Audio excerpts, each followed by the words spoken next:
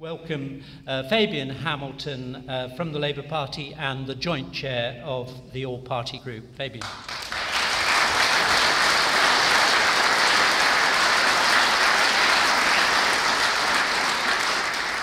Thank you very much, Paul, and good afternoon, ladies and gentlemen. It's a pleasure to see so many colourful T-shirts in the room with such important messages on them.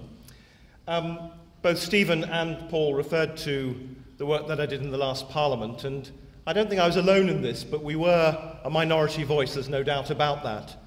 When I first got to hear about the scandal of people who had saved all their working lives to pay a decent pension on top of their state pension when they retired, and finding that because of the Equitable scandal, that money had been halved or even reduced by 2/3, I felt that burning sense of injustice that Stephen has expressed so well, that Honor expressed so well, that Paul has expressed so well, and that film expressed more eloquently than any of us possibly could. And I just want to reassure people in this room that it is a sense of injustice that must be put right, that drives many politicians of all parties to become politicians, to get involved, to speak out for those who sometimes cannot speak for themselves, and many, of course, who can and do. And it is our duty to ensure that the government is run fairly and equitably. And let us not forget that it is the parliamentary ombudsman who said that this was a catastrophic failure of regulation. Catastrophic. And that is why we're here today, because that judgment by the ombudsman made it clear to the previous government and to this government that they had to do something to pay out those losses. That money, as one of the people on the film said, had been stolen from Equitable policyholders. Stolen. And that's why, in June of 2009, I introduced a debate in Westminster Hall in the House of Commons, a 1.5-hour debate. I'd met Paul Braithwaite before, but we had a chance afterwards to have a proper chat. David Davis and many other MPs of all parties were there. The minister from my own government, I can't even remember who she was, did not answer any of the 5 questions I put to her as a Treasury Minister at the end of that debate. And that was a disgrace. So I make no apologies for what the previous administration did. They were wrong.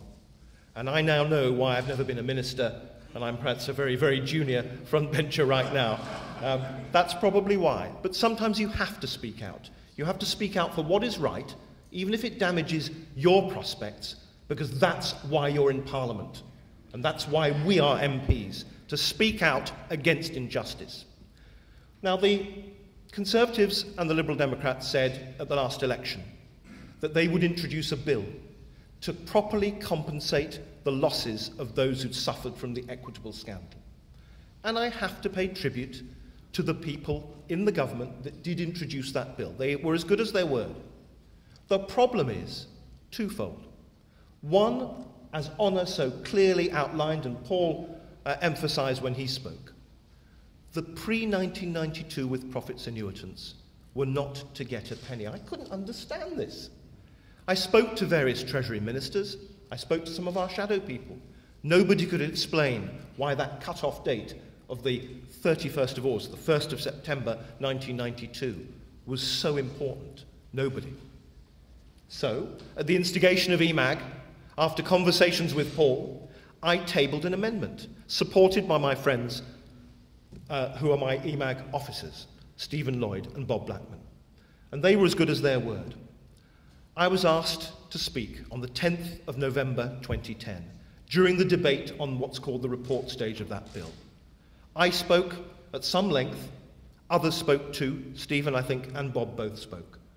And we had a good debate. The problem was that the government whips told their members to vote against this because it would not give Equitable pensioners the money they wanted and they so deserved. And my front bench said they would abstain because it was a financial commitment and we could make no more financial commitments, even though we're in opposition.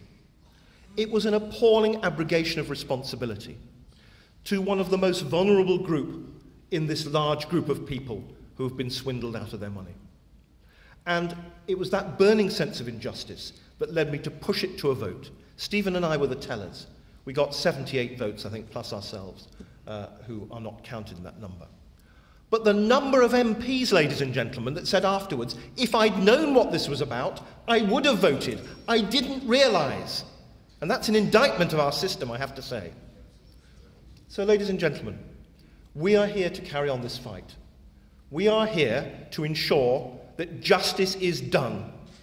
The justice that you deserve, the justice that should be yours for the money that was taken away from you by the incompetence or worse of the Equitable Life company. We will continue that fight with your backing, with you there behind us, with you in front of us. We will ensure that this fight never stops until you receive what is rightfully yours. And I'm sorry.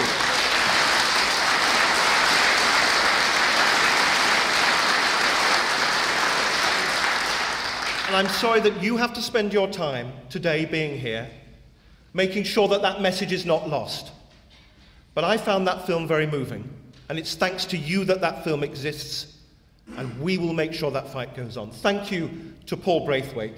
Thank you, Honor, for the points you made. Thank you, Paul Weir. Thank you, Alex Henney. Thank you to all of you for being here today. We will be right there with you all the way.